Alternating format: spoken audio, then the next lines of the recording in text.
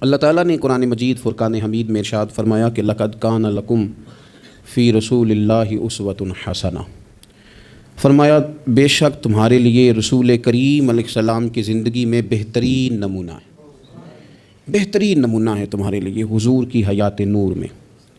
کچھ چیزیں ایسی ہوتی ہیں جو جہتوں کی، سمتوں کی، وقتوں کی پابند ہوتی ہیں، اور دنیا کے اندر کچھ چیزیں ایسی ہیں جو کسی جہت کی، کسی سمت کی، کسی وقت کی، کسی موسم کی پابند نہیں۔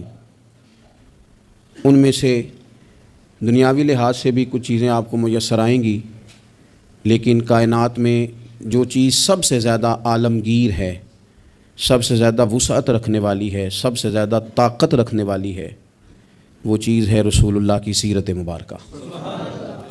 یہ کسی چیز کی پابند نہیں، حضور کی سیرت عالمگیر ہے، اتنی عالمگیر ہے کہ اس کے اندر دنیا بھر کے مسائل سمیٹے جا سکتے ہیں۔ حضور سید عالم صلی اللہ تعالیٰ علیہ وسلم نے ہمیں جو سیرت مبارکہ عطا کی ہے نا، وہ مکمل ہے، وہ جامع ہے، وہ عالمگیر ہے۔ وہ کسی ایک ہستی کے یا ایک بڑی شخصیت کے اقوال نہیں ہیں، بلکہ جو حضور کی سیرت مبارکہ ہے نا، وہ امام الانبیاء کی سیرت مبارکہ ہے۔ تمام انبیاء کرام کے جو کمالات ہیں اللہ تعالیٰ نے نبی کریم علیہ السلام کے اندر جمع فرما دیے ہیں۔ حضور کی سیرت اس کی جامع ہے، اور اس کی جامع کیفیت میں وہ سیرت ہمارے پاس پوری طرح محفوظ ہے۔ حضرت عیسیٰ علیہ السلام اللہ کے بڑے عزتوں، شانوں، بلندیوں والے پیغمبر ہیں، پر انہوں نے تو نکاح ہی نہیں فرمایا۔ تو جو آدمی چاہے گا کہ میں نے شادی کرنی ہے اور مجھے سیرت چاہیے، تو وہ کہاں سے لے گا؟ جناب عیسیٰ علیہ السلام نے تو نکاح نہیں فرمایا۔ حضرت عیسیٰ علیہ السلام کی حیات مبارکہ میں نرمی ہی نرمی ہے، درگزر ہی درگزر ہے۔ اور ایک حیات مبارکہ ہے حضرت موسیٰ کلیم اللہ کی، جس میں جلال ہی جلال ہے، جس میں جلال ہی جلال ہے۔ اس چیز کو بھی بعض لوگ سمجھنا چاہیے کہ ہر جہت کی خوبصورتی کی، ہر پھول کی اپنی اپنی خوشبو ہوتی ہے، اور سارے پھول ملیں تو پھر گلدستہ بنتا ہے۔ تو اس لیے حضرت موسیٰ علیہ السلام کی حیات مبارکہ میں جلال ہی جلال ہے، لیکن رسول کریم صلی اللہ علیہ وسلم کی حیات نور آپ دیکھیں گے تو حضور نے تلوار اٹھائی میدان میں، حالات کچھ اور طرح کے تھے، تو جناب ابو سفیان رضی اللہ تعالیٰ عنہ کہتے ہیں میں نے کہا حضور تھوڑا سا پیچھے ہٹا جائے، معاملات کو دیکھا جائے۔ فرمایا نہیں بھائی، میں نبی ہوں، بات یہ بھی سچی ہے، اور میں عبد المطلب کا پوتا ہوں، بات یہ بھی سچی ہے۔ اب پیچھے نہیں ہٹنا، اب آگے چلنا۔ ایک معاملہ یہاں ہے، اور ایک معاملہ مقام حدیبیہ پہ ہے۔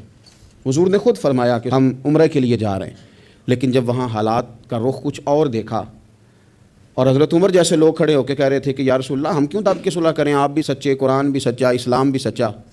تو نبی کریم علیہ السلام نے فرمایا عمر میں اللہ کا رسول ہوں، میں مرضی سے نہیں بولتا، میں وہی کہتا ہوں جس کا میرا رب مجھے حکم ارشاد فرماتا ہے۔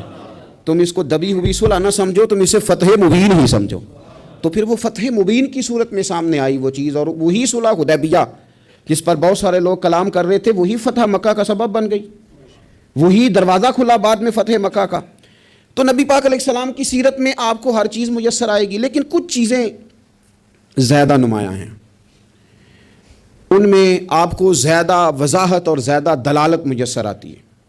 ان میں سے اب دیکھیں، حضور علیہ السلام مالک و مختار ہیں اللہ کے خزانوں کے باذن اللہ تعالی۔ حضور سید الانبیاء ہیں، سید الرسل ہیں، اللہ نے اپنے محبوب کو غیب کے خزانوں کی کنجیاں دی ہیں۔ سرور کائنات امام الانبیاء ہیں، حضور علیہ السلام کو اللہ تبارک و تعالیٰ نے بے پناہ عظمتیں دیں، صبح قیامت لوائے الحمد کا جھنڈا اللہ دے گا۔ لیکن میرے بھائی، سب سے پہلے بلا حضور کی کون سی صفت دنیا کے سامنے آئی؟ سب سے پہلے جس نام سے لوگوں نے نبی پاک کو جانا وہ کہ حضور کا صادق اور امین ہونا، کہ حضور سچے بڑے ہیں۔ نبی پاک صلی اللہ علیہ وسلم، ان کی زبان نور سے کبھی کوئی کلمہ ایسا جو خلاف واقعہ ہو نکلا؟ حضور سچے ہیں، حضور سچے ہیں۔ نبی پاک نے جو کہہ دیا سو کہہ دیا، حضور اپنے وعدوں کے پکے ہیں۔ رسول پاک بات کے یہ سب سے پہلے صادق اور امین ہونا نبی پاک کا، میرے نبی پاک صلی اللہ تعالیٰ علیہ وآلہ وسلم کی صداقت کا، حضور علیہ السلام کی زبان کی صفائی کا یہ عالم تھا کہ جب مسلمان نجاشی بادشاہ کے پاس پہنچ گئے، پہلی ہجرت جو ہجرت حبشہ کے نام سے موسوم ہے وہ ہجرت ہوئی۔ حضور سید عالم صلی اللہ علیہ وسلم کے غلام وہاں پہنچے تو انہوں نے وہاں شکایات بھیجیں، اور جب شکایات وہاں پہنچ گئیں تو نجاشی جو تھا وہ کہتا میں جذباتی فیصلے نہیں کرتا، میں ایسے ہی تم آ گئے ہو، تم نے شکایت کر دیا ہے کہ مسلمانوں فتنہ فساد معاذ اللہ پھیلا کے تمہارے پاس آ گئے، میں پہلے تحقیق کروں گا بات کیا ہے۔ اس نے آن کر کے معلومات کی، کہنے لگا کوئی بندہ تلاش کرو، کوئی عرب کا بڑا آدمی وزادار سردار بندہ یہاں تمہیں نظر آئے تو وہ بندہ ذرا لے کے آؤ، اس سے میں نے کلام کرنا ہے، کوئی وزادار آدمی۔ ابو سفیان ابھی مسلمان نہیں ہوئے تھے، حضور کے چچا وہ ان دنوں حبشہ گئے ہوئے تھے تجارت کی غرض سے، لوگ انہیں پکڑ کے نجاشی کے پاس لے آئے تو نجاشی نے سوالات کیے بہت سارے۔ دو چیزیں ہوتی ہیں، ایک بندہ جب کسی کی حمایت میں ہوتا ہے تو پھر بھی سوچ سمجھ سے آری ہوتا ہے، کیوں؟ اس لیے کہ نبی پاک صلی اللہ علیہ وسلم نے فرمایا محبت آدمی کو اندھا بہرا گونگا کر دیتی ہے، اس وقت بھی وہ آری ہوتا ہے، اور جب کسی کی مخالفت میں ہوتا ہے تو اس وقت بھی سوچ سمجھ سے آری ہوتا ہے، اس وقت بھی اسے صحیح بات بھی غلط محسوس ہو رہی ہوتی ہے۔ اب یہ مخالفت میں تھے تو کہتے ہیں حضور سید عالم علیہ السلام کے بارے میں جب سوالات پوچھے گئے، سوالات کیے گئے، اور ابو سفیان کہتے ہیں میں چونکہ مخالف تھا تو میں نے اسی انداز میں ایک کہانی رٹی رٹائی انہوں نے یاد کی ہوئی تھی، وہ رٹی رٹائی کہانی ہر جگہ یہ سنایا کرتے تھے، دیکھو جی جس پہ ہمارا ابا تھا جس مذہب پہ، اس کو وہ کہتے ہیں گمراہ تھا، وہ جی ہمارے دادا کو کہتے ہیں وہ گمراہ تھا، وہ جی ہمارے نانا کو کہتے ہیں بت پرست تھا تو گمراہ تھا، وہ جی انہوں نے ایک بھائی مسلمان کر لیا دوسرا کافر ہے، گھروں میں لڑائی پیدا کر دی، یہ رٹی رٹائی کہانیاں۔ پھر وہ کہتے تھے دیکھو جی معاذ اللہ جادوگر ہیں، کچھ پڑھ کے پھونکتے ہیں، وہ جی شاعر ہیں، بات ایسی سناتے ہیں کہ اپنے قبضے میں لے لیتے ہیں، یہ ساری کہانی انہوں نے یاد کی تھی۔ ابو سفیان کہتے ہیں میں نے وہاں ساری سنائی۔ اب نجاشی نے بھی سوالات پوچھے، کہنے لگے ان کے ماننے والے امیر ہیں کہ غریب ہیں؟ میں نے کہا ماڑے ماڑے لوگ۔ کہنے لگے نبیوں پر پہلے ایمان ہی غریب لوگ لایا کرتے ہیں۔ کہنے لگے اس نے بڑے سوالات کیے، بڑے میں نے جواب دیے، آخر میں اس نے ایک سوال پوچھا۔ ابو سفیان کہتے ہیں میں باہر سے نہیں گیا تھا، میں چچا تھا، مجھ سے پوچھا، کہنے لگے کیا کبھی اس محبوب نے جھوٹ بھی بولا ہے؟ کیا کبھی جھوٹ بھی بولا ہے؟ کبھی؟ تو ابو سفیان کہتے ہیں کہ ایک منٹ کے لیے چونکہ مخالف تھا میرے دل میں خیال آیا کہہ نہ دوں بولا ہے معاذ اللہ، نقل کفر نہ باشد۔ کہتے ہیں پھر میں نے سوچا کہ ایک تو یہ عرب کی وزاداری کے خلاف ہے کہ میں غلط بات کروں، اور دوسرا یہ کہ میں انہیں جادوگر کہوں تو شاید کوئی اس پر سوچے، شاعر کہوں تو شاید کوئی توجہ کرے، پر مدینے والے محبوب نے جھوٹ بولا ہے یہ تو مانے گا ہی کوئی نہیں، یہ کیسے ہو سکتا ہے؟ یہ تو صادق اور امین ہونا تو ان کا آفتاب سے زیادہ روشن، کون اس بات کو تسلیم کرے گا؟ کون مانے گا؟ کوئی نہیں مانے گا۔ اللہ اکبر، کون تسلیم کرے گا؟ ابو سفیان کہتے ہیں اس نے پھر پوچھا بتاتے کیوں نہیں، چپ کیوں کر گئے ہو، کیا کبھی انہوں نے جھوٹ بھی بولا ہے؟ اللہ اکبر۔ تو ابو سفیان کہتے ہیں میں بول پڑا، میں نے کہا کہ وہ میرے بھتیجے ہیں، میں نے انہیں ماں کی گود میں بھی دیکھا، دادا کے کندھوں پہ بھی دیکھا، چچا کے گھر میں بھی دیکھا، ختیجہ کا دولہا بنے بھی دیکھا، میں نے اس حبیب کو جگہ جگہ دیکھا، اور میری آنکھوں کے سامنے ان کی کان پٹیوں پہ مقدس سفید بال آئے، میں نے بڑا کچھ دیکھا، پر میں نے اس حبیب کو کبھی جھوٹ بولتے نہیں دیکھا، کبھی یہ لفظ زبان سے نکلے ہی نہیں، کبھی یہ بات کہی نہیں، کبھی جھوٹ بولا ہی، سوال ہی نہیں پیدا ہوتا۔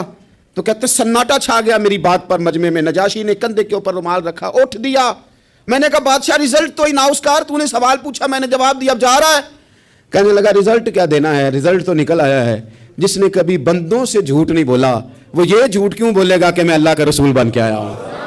یہ والا جھوٹ کیوں؟ اسیر دشمن کی چاہ میں بھی، مخالفوں کی نگاہ میں بھی وہ امین ہے، صادق ہے، معتبر ہے، میرا پیغمبر عظیم تر ہے، میرا پیغمبر عظیم تر ہے، میرا پیغمبر عظیم تر ہے۔ لگے جو مزدور شاہ ایسا، نہ دھن نہ دولت سربراہ ایسا، دیکھو عرش نشیں کا زمیں پہ گھر ہے، میرا پیغمبر عظیم تر ہے، عرش نشیں کا زمیں پہ گھر ہے، میرا پیغمبر عظیم تر ہے۔ میرے عزیز، رسول پاک علیہ السلام کا سچا ہونا، دیانتدار ہونا، یعنی مخالف بھی جس بات کو کہے کہ ہاں یہ بات ٹھیک ہے، کہ ان کی زبان سے کبھی بات غلط نہیں نکلی، لیکن دروغگوئی، جھوٹ، اور دنیا کے سامنے جھوٹ، اور قومی معاملات میں جھوٹ، اور جتنا دل کرے کھل کے جھوٹ، یہ رویے جب قوموں کے ہو جائیں، میرے عزیز، ایک حضور سید عالم صلی اللہ علیہ وسلم کی صداقتیں، اور پھر میں ایک مقام پہ پہلے بھی میں نے عرض کیا تھا، پھر کہتا ہوں، حضور سید عالم صلی اللہ تعالیٰ علیہ وسلم نے فرمایا تھا یہ جو جھوٹ ہوتا ہے یہ شک پیدا کرتا ہے، اور یہ سچ جو ہوتا ہے یہ اطمینان پیدا کرتا ہے۔ آپ زندگی میں تھوڑے وعدے کر لیں، تھوڑی باتیں کر لیں، پر جتنی کریں، میں عوام سے بھی کہتا ہوں، بیوی نہیں اعتبار کر رہی ہوتی، وہ کہتے ہیں تو جھوٹ ہی بڑے بولتا ہے۔ ایک دوست مجھ سے کہنے لگے کہ آپ اماں سے کہہ دیں کہ میں اس دفعہ عمرے پہ ضرور بھیجوں گا، وہ آپ کی بات مان جائے گی۔ میں نے کہا اماں ابا کو راضی کرنے میں 7-8 منٹ لگ جاتے ہیں، پر اماں تو 1.5-2 منٹ میں راضی ہو جاتی، تو آپ کی اماں نہیں راضی ہو رہی۔ کہنے لگے پہلے کئی دفعہ کہہ چکا ہوں نا عمرے پہ بھیجوں گا، تو بھیج نہیں سکا، تو لہٰذا وہ اب کہتی ہے تو جھوٹ بولتا ہے، تو نے کوئی نہیں بھیجنا، تو فراڈ کرتا ہے۔ ہمارے ہاں مسئلہ مال و دولت کا نہیں، عدم اعتماد کا ہے، اور جب عدم اعتماد اس حد تک پہنچ جائے کہ مائیں بھی اعتبار کرنا چھوڑ جائیں، تو وہ قومیں کیا کردار ادا کریں گی، اور کیا وہ سوسائٹی میں خیر تقسیم کریں گی؟ تو سچی بات، نبی پاک علیہ السلام نے فرمایا بندہ جھوٹ بولتا ہے اور اتنے جھوٹ بولتا ہے کہ وہ رب کی بارگاہ میں جھوٹا لکھ دیا جاتا ہے اور پھر اس کے لیے جہنم کا فیصلہ ہو جاتا ہے. اور کچھ بندے سچ کی کوشش کرتے ہیں، اتنی کوشش کرتے ہیں کہ اللہ کی بارگاہ میں سچے لکھ دیے جاتے ہیں، اللہ کے حضور وہ سچے لکھ دیے جاتے ہیں اور فرمایا یہ سچ ہی انہیں جنت میں لے جائے گا. دوسری بات جو حضور کی سیرت مبارکہ میں ہمیں بہت زیادہ نظر آتی ہے وہ ہے عہد کی پابندی، وعدوں کی پابندی. جو کہہ لیا سو کہہ لیا. جب آپ کوئی عہد کر لیتے ہیں نا، معاہدہ کر لیتے ہیں، پہلے تو اس بات کو اچھی طرح سمجھ لیں کہ حضور نے ایک جملے میں ساری حقیقت بیان کر دی. فرمایا لا دین لمن لا عہد لہ، جو وعدے کا پابند نہیں اس کا کوئی دین ہی نہیں. بات ہی ختم کر دی. آگے تو آپ تب بڑھیں گے نا جب بنیاد ہی ہوگی، اور جب دین ہی کوئی نہیں، بنیاد ہی کوئی نہیں، تو پھر بات آگے کیسے بڑھے گی؟ اس سے اگلا آپ فصل کیسے بوئیں گے؟ عزیز دوست میری بات پر آپ توجہ کریں گے. نبی پاک صلی اللہ علیہ وسلم نے جب عہد کیے تو پھر حضور نے ان عہد کی پابندی کی. اور اس طرح کے بعض اوقات عقل انسانی کھڑی ہو جاتی ہے کہ اس طرح بھی وعدے کی پابندی ہوتی ہے، یعنی بندہ چکرا جاتا ہے کہ یوں بھی ہوتا ہے. آپ غور کریں نا، ایک صحابی کہتے ہیں میں نے اعلان نبوت سے پہلے حضور سے کچھ چیز خریدی اور میں نے عرض کی حضور آپ یہاں رکے میں پیسے لے کے آیا. آپ کتنا کو کسی کا انتظار کر سکتے ہیں؟ میں نے دیکھا ہے 2-4 منٹ امام صاحب لیٹ ہو جائیں تو لوگ اعتراض کرتے ہیں، کہتے ہیں یہ آتا نہیں، لہذا ہم نے بندہ بدلنا ہے، چھٹی دے دو اس کو. کتنا کو آخر؟ میرے عزیز وہ شخص کہتے ہیں، صحابی فرماتے ہیں کہ میں نے نہ کوئی چیز اعلان نبوت سے پہلے خریدی، عرض کی یا رسول اللہ صلی اللہ علیہ وسلم آپ یہاں رکیں تو میں پیسے لے کے آیا. کہتے ہیں میں گیا اور گھر جا کے بھول گیا کہ حضور کو کھڑا کر آیا ہوں. 1 گھنٹہ بھولے آپ، 4 گھنٹے بھولے، 1 دن بھولے. کہتے ہیں مجھے 3 دن تک یاد ہی نہیں آیا. میں نے کہہ دیا آپ نے سن لیا، کبھی سوچو 3 دن انتظار کوئی آسان کام ہے؟ الانتظار اشد من القتل. اہل عرب کہتے ہیں قتل ہوتی اتنی تکلیف نہیں ہوتی جتنی انتظار کرتے ہوئے ہوتی، یہ تو موت سے سخت بات ہوتی. کہتے 3 دن مجھے یاد ہی نہ آیا. 3 دن کے بعد مجھے یاد آیا تو میں جلدی سے وہ پیسے تھامے اور اس جگہ پہنچا. جا کے دیکھا تو حضور وہیں کھڑے تھے جہاں میں کھڑا کر آیا. وہ تیری سیرت تیری صورت زمانے سے نرالی ہے، تیری ہر ایک ادا پیارے ادائے بے مثالی. حضور وہیں کھڑے تھے، وہیں جلوہ فراز تھے. کہتے ہیں مجھے دیکھ کے حضور نے چہرے پر کوئی بل نہیں ڈالا، کوئی حضور کے شکن نہیں آئی. فرمانے لگے تم نے مجھے بڑی تکلیف میں ڈال دیا، تم کھڑا کر گئے تھے، میں یہیں پہ کھڑا ہوں، اسی وقت سے کھڑا ہوں. میرے رسول پاک صلی اللہ تعالیٰ علیہ وسلم نے وعدوں کے وفا کے تعلق سے جو ہمیں سیرت عطا فرمائی، حضور علیہ الصلوۃ والسلام نے جو اپنا اسوہ نور اس تعلق سے ہمیں دیا ہے، وہ ہر شخص کے لیے دستور حیات ہے، وہ ہر شخص کے لیے دستور عمل ہے. ہر شخص کو چاہیے کہ وہ ان زاویوں میں اپنے آپ کو ڈھونڈے، تلاش کرے. بڑی تکلیف ہوتی ہے عوامی سطح پر بھی جب ایسی باتیں سننے کو ملتی ہیں کہ نہیں جی نہیں وہ تو سیاسی بات تھی. سیاسی بات کیا ہوتی ہے؟ جھوٹ. بخاری شریف میں تو یہ لفظ موجود ہیں کہ بنی اسرائیل کی سیاست ان کے نبی کرتے تھے. سیاست کا معنی تو تدبیر کرنا ہے، سیاست کو آپ نے فراڈ کا نام دے دیا ہے. وہ جی وہ میں نے تو بس ویسے بات کی تھی، اس کا کیا معنی ہوتا ہے؟ اس کا کیا مطلب ہوتا ہے؟ کچھ مسائل ایسے ہیں جو آپ خود پیدا کرتے ہیں، کچھ چیزیں ایسی ہیں جن کے اندر آپ خود چیزوں کو اس پیک پہ لے کے آتے ہیں. اللہ جانے آپ کے کیا مقاصد ہیں اس میں. میرے رسول پاک علیہ الصلوۃ والسلام نے عہد کی پابندی، وعدوں کی پاسداری، اس پر لوگوں کی توجہ دلائی. اور میں نے کہا کہ بعض اوقات حالات اتنے خوفناک ہوتے تھے. حدیبیہ کی صلح ہو رہی ہے اور اس صلح کے اندر ایک شرط یہ تھی کہ اگر کوئی مسلمان اپنے آقا کی مرضی کے بغیر مکہ مکرمہ سے مدینہ طیبہ آئے گا تو حضور اسے رکھیں گے نہیں. اگر کوئی شخص مدینے سے مکہ جائے گا تو مکے والے واپس نہیں کریں گے. اور بخاری شریف میں موجود ہے کہ اسی شرط پر جناب عمر فاروق پریشان ہوئے کہ ہم تو دب کے صلح کر رہے ہیں، صلح تو برابری کی بنیاد پر ہوتی ہے. یہ کیا بات ہوئی کہ ہمارا بندہ جائے تو واپس نہ کرے، ان کا ہے تو ہم واپس کریں. لیکن حضور نے فرمایا میں اللہ کا رسول ہوں، عمر میں اللہ کا، جو میں دیکھ رہا ہوں وہ تم سمجھ نہیں رہے، میں رب کا رسول ہوں. اور حضرت عمر کہتے ہیں یہ پہلے میں نے حضور سے بات کی، پھر حضرت ابو بکر سے بات کی، پر قربان جاؤں جو جواب مجھے حضور نے دیا وہی جناب صدیق اکبر نے دیا. کہو عمر وہ اللہ کے رسول ہیں، وہ جو کہتے ہیں حق اور سچ ہی کہتے ہیں. حضرت سیدنا فاروق اعظم اور رضی اللہ تعالیٰ عنہ ارشاد فرمانے لگے کہ اس موقع پر ایک اور بھی معمہ ہوا. ایک تو یہ صلح اس انداز میں ہوئی، پھر ایک عجیب مسئلہ ہوا. صحابہ فرماتے ہیں ایک صحابی تھے حضرت ابو جندل رضی اللہ تعالیٰ عنہ، ان کو ان کے والد نے زنجیروں میں باندھا ہوا تھا اور گھر کے اندر قید کیا ہوا تھا کہ آپ جا نہیں سکتے. جب انہیں پتہ چلا نا حضور تو حدیبیہ تک آ گئے تو کسی طریقے سے نا اپنی زنجیریں توڑ کے اور بعض سیرت نگاروں نے لکھا ہے زنجیروں سمیت، زنجیروں سمیت۔ جب وہ آ رہے تھے تو پاؤں میں زنجیریں پھر پھر کے نا ان کے زخم بن گئے تھے، وہ زنجیروں سمیت آئے، حضور کے سامنے کھڑے ہو کہتے ہیں سونیا مجھے چھوڑ کے نہ جانا۔ میں اکثر دوستوں سے کہتا ہوں پیر صاحب کبھی کہہ دینا مریدوں کو کہ عمرہ کرنے جانا ہے اور بعد میں فراڈ ہو جائے وہاں، تو مرید کہتے ہیں لگتا ہے پیر بھی شامل ہے ساتھ، اس نے تو کہا تھا۔ بہت سارے لوگ کہتے ہیں جی وہ پیر صاحب آپ سے دعا کرائی تھی تو وہ کام نہیں ہوا، تو میں نے کہا دعا کا مطلب کیا ہوتا ہے؟ کوئی پیر معاذ اللہ تعالیٰ خدا کی حکمت کو مجبور کر سکتا ہے؟ جیسے جب چاہے رب جس طرح چاہے ویسے کرے۔ اللہ کے عاجز بندے ہیں، دعا کرتے ہیں اس امید پر کہ خدا فضل کرے گا۔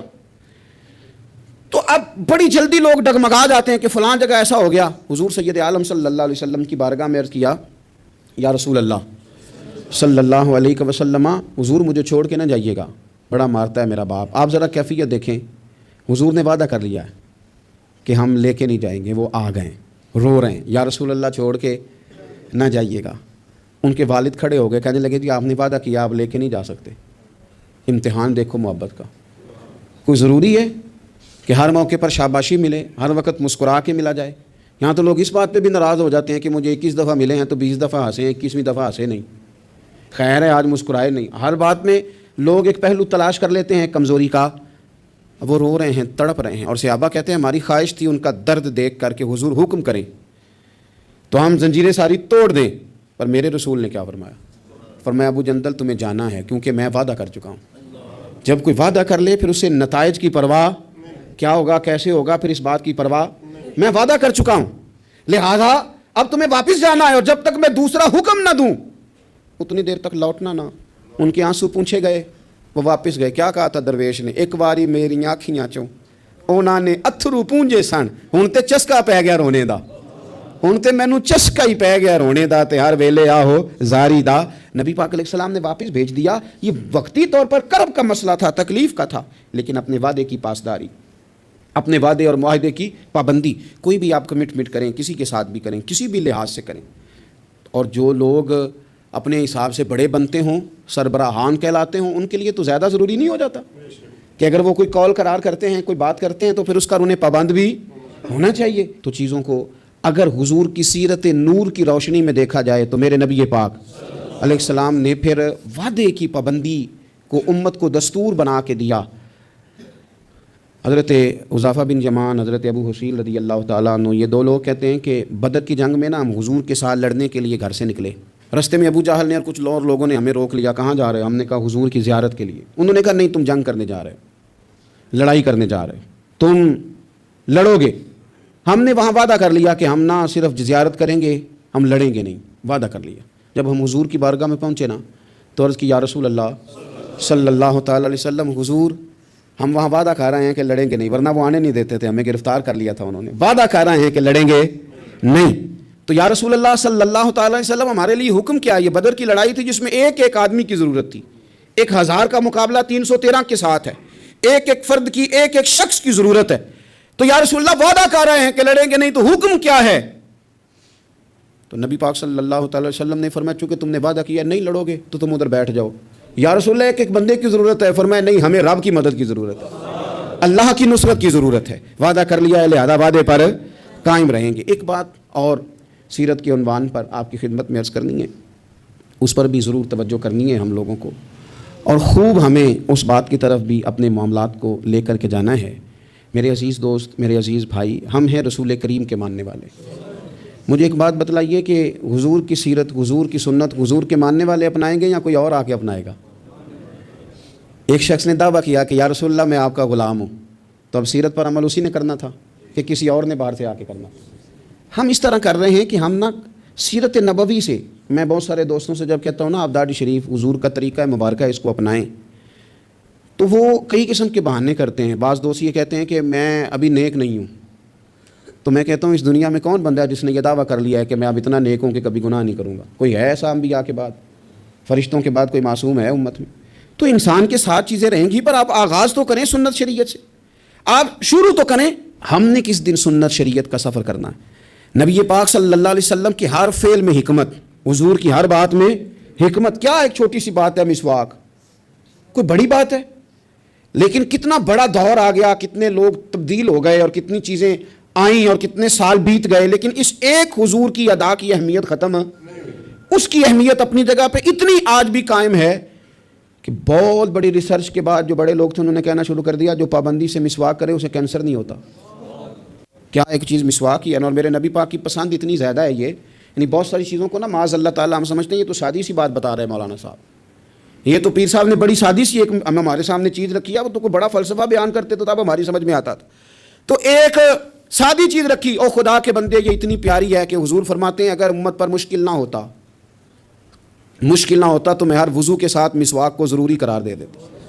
اس کے حسن کو آپ ملاحظہ کریں اس سنت کے کہ حضرت عائشہ صدیقہ رضی اللہ تعالیٰ عنہ ارشاد فرماتی ہیں کہ وقت وصال، اور اس خاتون کی بھی عظمتیں دیکھیں، کہتی ہیں حضور نے وقت وصال میری گود میں سر رکھا ہوا، میری گود میں سر تھا نبی پاک کا، اور کہتے ہیں میرے بھائی سامنے سے گزرے تو وہ مسواک کر رہے تھے، ان کے ہاتھ میں مسواک تھی، تو حضور سید عالم صلی اللہ تعالی علیہ وسلم نے اس طرف رغبت فرمائی، تو میں سمجھ گئی حضور مسواک کرنا چاہ رہے ہیں۔ یعنی آپ میری بات پر غور کریں کہ عین وقت وصال ظاہری رسول کریم صلی اللہ تعالی علیہ وسلم نے اس موقع پر بھی مسواک کی طرف رغبت فرمایا مجھے چاہیے۔ میرے نبی پاک صلی اللہ علیہ وسلم کی پیاری زوجہ کہتی ہیں کریم محبوب کو میں نے مسواک پکڑی ان سے، اور پھر میں نے اپنے دانتوں سے چبائی اور اس کو نرم کر کے حضور کی بارگاہ عالی مرتبت میں پیش کیا۔ او میرے عزیز بھائیوں، اگر سنت کا وہ ذوق ہماری طبیعت میں پیدا ہو جائے، وہ شوق ہمارے استاد صاحب فرمایا کرتے تھے یہ کیا بات ہوئی کہ ہمیں بتانا پڑے ہمارا کون سا مذہب ہے، یہ کیا بات ہوئی ہمیں بتانا پڑے کہ ہم عاشق کے رسول ہیں، یہ کیا بات ہوئی ہمیں بتانا پڑے کہ فلاں شیخ کے ماننے والے ہیں، ہماری ادائیں کیوں نہیں بتاتی کہ ہم رسول پاک کے غلام ہیں، ہماری ادائیں کیوں نہیں بتاتی کہ ہم نبی پاک صلی اللہ تعالی علیہ وسلم سے محبت کا دم بھرنے والے ہیں۔ تو رسول پاک صلی اللہ تعالی علیہ وسلم کی سیرت نور، اور میں آپ کو ایک اور بات بھی عرض کروں، ہم نے بہت بڑی غلطی کی کہ ہم حضور کی سیرت تک پہنچنے میں کامیاب نہیں ہوئے، ہم نے بڑی باتیں سنی، بڑا کچھ ہم نے اپنی زندگی میں پڑھا، اگر حضور کی سیرت نور کو پڑھنا شروع کریں، ایک ایک پہلو حضور کی مقدس زندگی کا، آپ محسوس کریں گے کہ آپ کی روح پرواز کرنے لگی ہے، آپ محسوس کریں گے کہ خود بخود اندر کے میل دھلنے لگے، آپ نہ پڑھتے پڑھتے ہی محسوس کریں گے کہ کساوتیں ختم ہو رہی ہیں، عداوتیں ختم ہو رہی ہیں، میرے دل کے اندر جو میل کچیل نفس کی شرارت کا تھا وہ دھل رہا ہے۔ رسول پاک کے جتنا کوئی قریب جاتا ہے اتنا وہ رب کے قریب ہو جاتا ہے، اتنا وہ اللہ کے قریب ہو جاتا ہے۔ آپ سیرت مبارکہ سے فیوز و برکات لیں، اپنے گھروں میں حضور کی سیرت نور کا پیغام لائیں، اور یہ جو 2-3 گزارشات میں نے آپ کی خدمت میں شروع میں عرض کی ہیں ان پر توجہ کریں۔ ہمیں کچھ پہلو ایسے ہیں زندگی میں جن کو ہمیں پوری طرح سمجھ جانا چاہیے، اور کسی بھی فورم پر اللہ ہمیں موقع دے، کوئی بھی فورم ہو تو احقاق حق اپنی زندگی کا وتیرہ بنایا جائے۔